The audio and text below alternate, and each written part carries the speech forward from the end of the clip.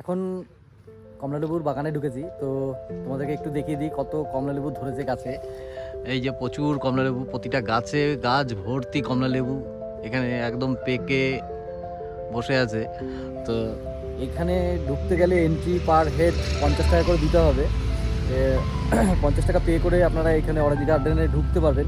আর যদি কেউ এখান থেকে লেবু নিতে চান অরেঞ্জ গার্ডেন থেকে, তাহলে এক ডজন মোটামুটি 200 থেকে 250 টাকা পর্যন্ত পড়বে সাইজ অনুযায়ী। তো কেউ যদি আসেন তাহলে এখানে প্রচুর অরেঞ্জ গার্ডেন আছে, যে কোনো গার্ডেনে ঢুকতে পারেন। আর বাইরেও লেবু বিক্রি হয়, একই দাম মোটামুটি। তো যে যেমন যার পছন্দ সে তেমনভাবে লেবু নিতে পারবেন।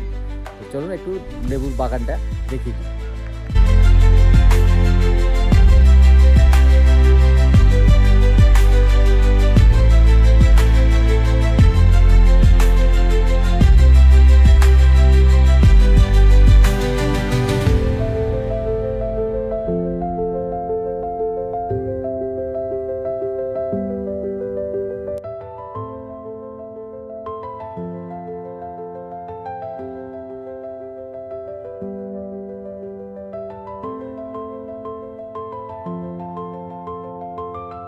এই যে বাগানে প্রচুর লেবু, প্রচুর।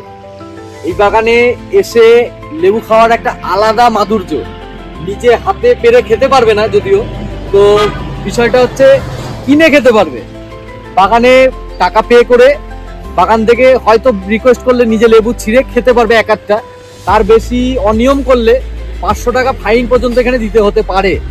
তো এখানে আসবে একটু কেয়ারফুলি, কারণ কোনো গাছের ফল এরা ছিঁড়তে দেয় না, এরা একদমই গাছের ফল ছেঁড়াটা অ্যালাউ করে না।